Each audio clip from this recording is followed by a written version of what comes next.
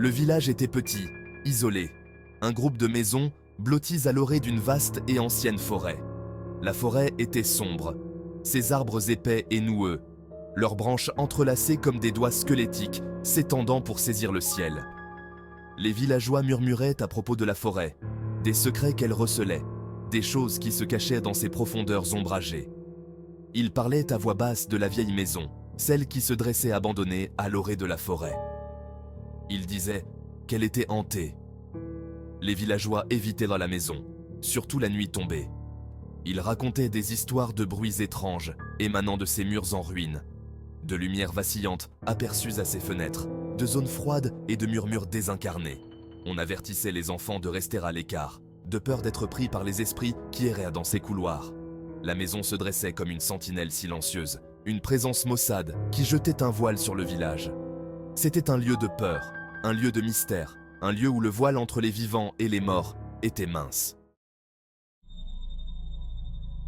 La maison se dressait au bout d'une longue allée envahie par la végétation. Sa façade autrefois grandiose était maintenant patinée et grise, la peinture écaillée, les fenêtres condamnées. Le porche d'entrée s'affaissait dangereusement, ses marches s'effondrant.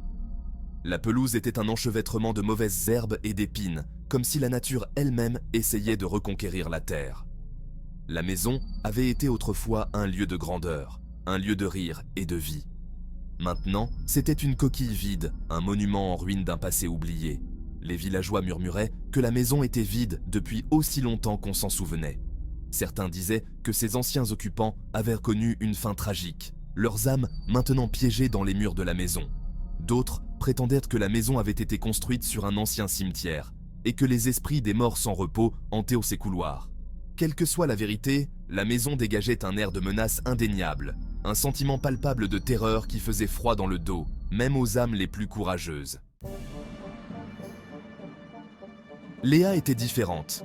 Contrairement aux autres villageois, elle n'avait pas peur de la vieille maison ni des histoires qui l'entouraient. En fait, elle s'en sentait attirée. Dès son plus jeune âge, elle avait été fascinée par le surnaturel, par les mystères qui se cachent au-delà du domaine de l'ordinaire. Elle dévorait des livres sur les fantômes, les hantises et le paranormal, son imagination enflammée par des récits d'inexpliqués. Léa. Pour moi, la vieille maison n'était pas un lieu de peur, mais un lieu d'aventure. J'aspirais à explorer ses pièces poussiéreuses, à percer ses secrets, à me retrouver face à face avec les esprits qui étaient censés la hanter. Je savais que les villageois me trouvaient insensé, qu'ils croyaient que je tentais le diable en m'aventurant dans un tel endroit. Mais je n'étais pas découragé. J'étais déterminé à leur prouver qu'ils avaient tort, à leur montrer qu'il n'y avait rien à craindre que la peur elle-même. Alors que le crépuscule s'abattait sur le village, projetant de longues ombres sur le sol, Léa se faufila hors de sa maison et se dirigea vers l'orée de la forêt. Elle portait une lampe de poche dans une main et un appareil photo dans l'autre, déterminée à documenter tout ce qu'elle trouverait à l'intérieur de la vieille maison. L'air était immobile et lourd, le silence interrompu seulement par le chant des grillons et le ululement occasionnel d'un hibou. La forêt semblait se refermer sur elle, les arbres se dressant comme de sombres sentinelles contre la lumière déclinante. Léa. Mon cœur battait un peu plus vite à mesure que j'approchais de la maison. Je pouvais distinguer la silhouette de son toit dans le ciel sombre, les fenêtres comme des yeux vides qui me fixaient. J'ai pris une grande inspiration, me préparant à ce qui m'attendait. J'étais arrivé trop loin pour faire demi-tour maintenant. J'ai poussé la grille grinçante et me suis engagé dans l'allée, envahi par la végétation, mais pas étouffé par l'épaisse couche de feuilles mortes qui recouvraient le sol. L'air à l'intérieur de la maison était vicié et froid, chargé de l'odeur du délabrement. Des particules de poussière dansaient dans le faisceau de la lampe torche de Léa, tourbillonnant comme de minuscules fantômes dérangés dans leur sommeil. La maison était sombre, la seule lumière provenant des quelques rayons de lune qui parvenaient à percer les fenêtres recouvertes de crasse. C'est si calme. On dirait que la maison retient son souffle. Des toiles d'araignées pendèrent de chaque coin, épaisses et poussiéreuses, comme des suaires drapées sur des meubles oubliés. Le silence était absolu, interrompu seulement par le son de la respiration de Léa et les battements de son cœur dans sa poitrine. Je vois à peine, mais je dois continuer. Léa se déplaçait lentement à travers la maison, le faisceau de sa lampe torche fendant l'obscurité comme un phare. Elles traversaient une pièce après l'autre, chacune semblant plus délabrée que la précédente. Les meubles étaient vieux et pourrissants, recouverts de draps qui avaient depuis longtemps pris une teinte gris terne. Le papier peint se décollait des murs, révélant des pans de plâtre nus en dessous. Cet endroit, c'est comme si le temps s'était arrêté ici. La maison semblait se refermer sur elle, l'étouffant par son immobilité et sa décomposition. Mais Léa persistait, sa curiosité l'emportant sur sa peur. Les lames de parquet grinçaient sinistrement sous les pas de Léa, tandis qu'elle montait le grand escalier. Chaque pas semblait résonner dans la maison vide, amplifiant le silence. Léa. Je gardais le faisceau de ma lampe torche pointé devant moi, mon cœur battant la chamade dans ma poitrine. Je sentais mes sens en alerte, chaque craquement et gémissement de la maison me donnant des frissons dans le dos. Elle avait la nette impression d'être observée, que des yeux invisibles suivaient chacun de ses mouvements. Léa. Arrivé en haut des escaliers, je me suis arrêté un instant pour reprendre mon souffle. Un long couloir s'étendait devant moi, bordé de portes fermées. L'air ici semblait encore plus froid et oppressant qu'en bas. Je sentais un picotement à la nuque, comme si quelqu'un me soufflait dans le cou. Elle hésita un instant, se demandant si elle devait faire demi-tour. Mais elle était arrivée trop loin pour abandonner maintenant. Léa. J'ai pris une grande inspiration et je me suis engagé dans le couloir, le faisceau de ma lampe torche fendant l'obscurité comme une épée.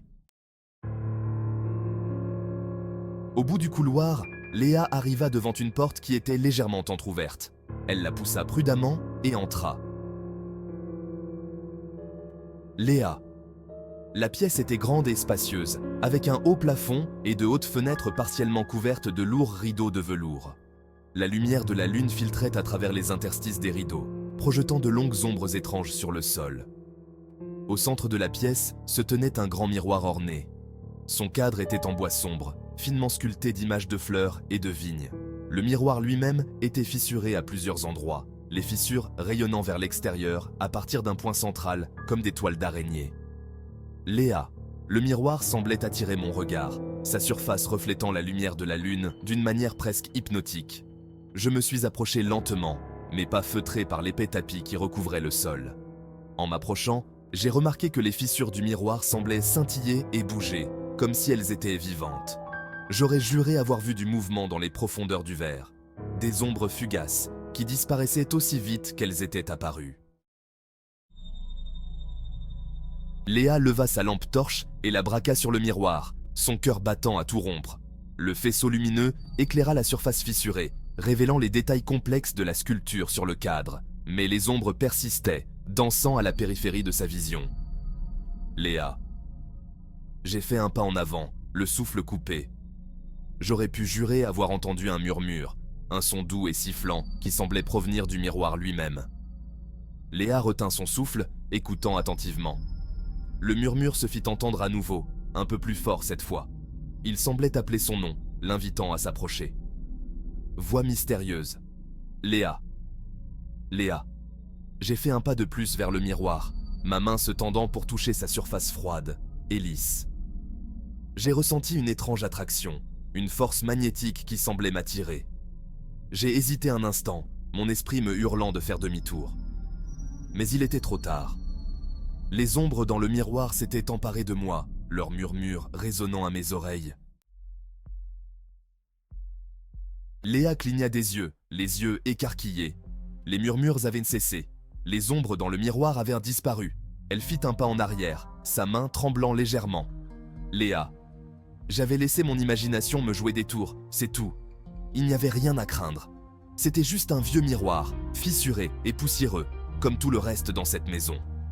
Léa prit une grande inspiration et se força à se détendre. Elle s'était laissée gagner par l'atmosphère de la maison, c'est tout. Elle était ridicule. Léa. Il n'y avait pas de fantômes ici, pas d'esprit, pas de murmures dans le noir. Il n'y avait que moi, ma lampe torche et mon appareil photo. J'étais venu ici pour explorer, pour documenter, et c'est exactement ce que j'allais faire. Elle leva son appareil photo, le pointa sur le miroir et prit une photo.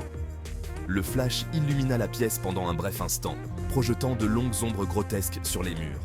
Puis, l'obscurité retomba, et Léa se retrouva seule avec ses pensées.